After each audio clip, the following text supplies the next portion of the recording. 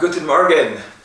So last night I decided to treat myself again to Wrong Turn 3 to continue working through the series leading up to the remake. So Wrong Turn 3 Left 4 Dead was released in 2009. Wrong Turn 3 starts off with two guys and two girls who are whitewater rafting down the river, and they stop off for a break. So you have a very typical start for one of these movies. You have an attractive cast, you have some really bad acting. The two guys go away to get firewood, but one of them changes his mind and returns to the two girls. Then one of the girls leaves and you have this couple who are left alone. Just as they start to enjoy some alone time together, there is a narrow shot through the boob and then through the eye. The guy does attempt to escape but fails in doing so. So it looks like we're going to start the same way we did the last two, but then the film intriguingly cuts to a prison, which I was interested to see which way they would take this. When they cut to the prison, it's clear that there's a breakout attempt in progress because there are communications between the Hispanics and the white nationalists. So it's clear there's a breakout attempt in progress. A meeting is then called between three guards and one prisoner who is an undercover agent to say that they'll be transporting prisoners tonight. The route will not be disclosed because there's a high-profile prisoner who I assume was Chavez. We find out that one prisoner was a carjacker, one killed a bartender by accident, and we find out that Floyd, the Nazi, killed three people. But Chavez, who is a high-profile prisoner, we never find out why he was a high-profile prisoner. There's no character development there. So reluctantly, the prisoners are loaded onto the bus. They're having a conversation that includes the informant about whether Floyd called ahead to tell his assistants about the change in plan. As the bus is going along, they're pestered by a van that flashes its lights, and it's clear that this van is not going away. The van's able to hook itself to the bus and send the bus over an embankment. So as the bus lands, it sets on fire. Everybody manages to get out, but at this point, Chavez is able to take control of the situation. They walk for a little bit, they find some money, and then Chavez kills one of the guards who refuses to take the money. And not long after that, one of the cast from the opening scene, one of the ladies emerges in a lot of shock, and she attacks Nate, who's one of the guards, and he's able to calm her down, and then they start, which turns out to be a very long amble in the woods.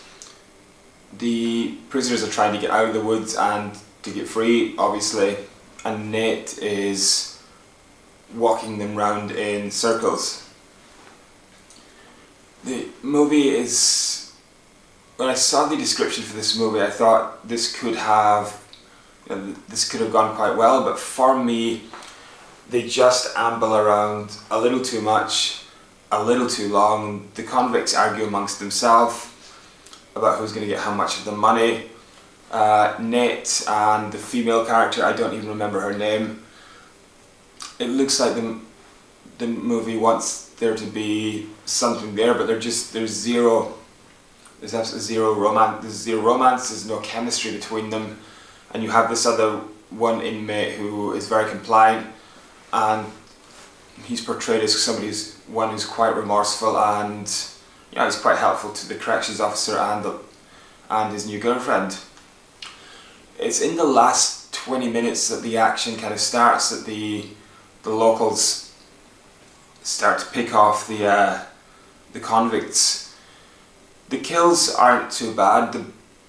This one does lose the annoying backstory of the hillbillies, but for me it was just a bit of a slog. to get to the action. In terms of the convicts, the informant was a nobody. He was a poorly acted, poor character.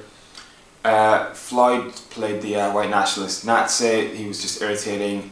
The carjacker was irritating. The Chavez wasn't too bad.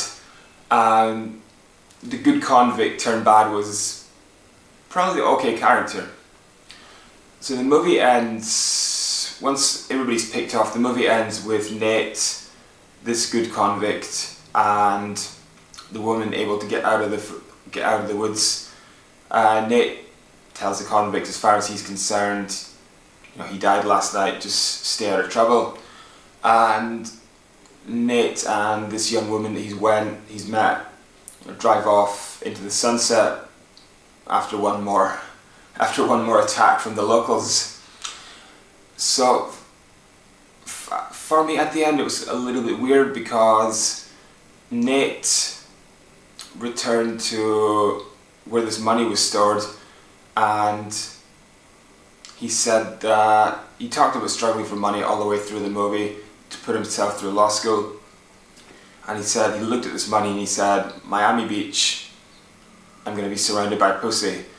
Now, the movie's done everything it can to create this romance between Nate and this other girl. I wish to God I could remember her name. Between Nate and this other girl. And then he returns to get this money and he just says, I'm going to be surrounded by pussy in Miami. It just has more questions than answers. Did they actually get together, or what became of this girl? Did she just leave Nate once they get out of the car?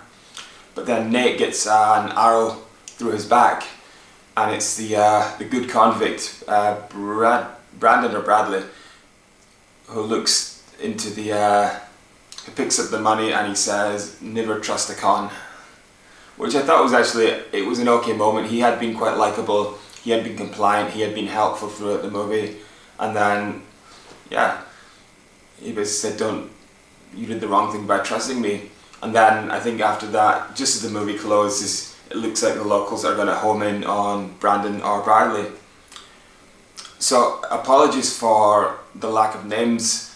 I did watch this movie, I did pick up on some of the characters. I do remember Chavez, the Hispanic inmate who was the high profile prisoner, we don't know why. I remember Floyd, who was the neo-Nazi.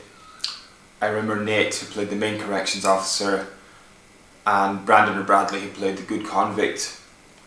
But all in all, this movie it's not as entertaining as it could have been. It is just it feels like the Blair Witch. It's just a long walk in circles around this forest, and parts of the ending were okay.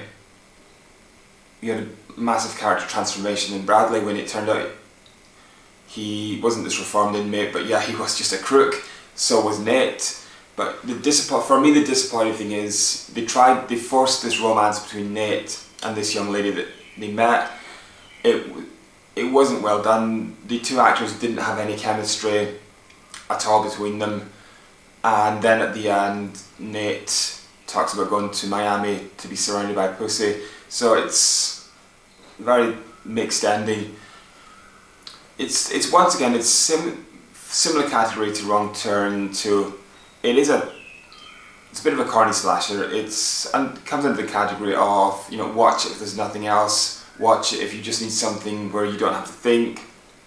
It does serve a purpose, but it certainly won't go down as a horror classic. And I definitely give them credit for the idea of bringing inmates into the mix, because then you do bring people who can fight back. You did have quite a good fight scene with Chavez and one of the hillbillies, and you also had Chavez sending a message to the locals by beheading one of the younger ones. So I think there were elements of the movie that were okay, but for me it will probably go down as not any more than okay.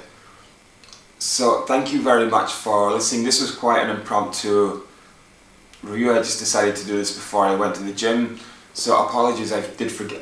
I only watched this last night for the first time in a few years, and I did forget a few of the characters' names. But Wrong Turn 3, take it or leave it.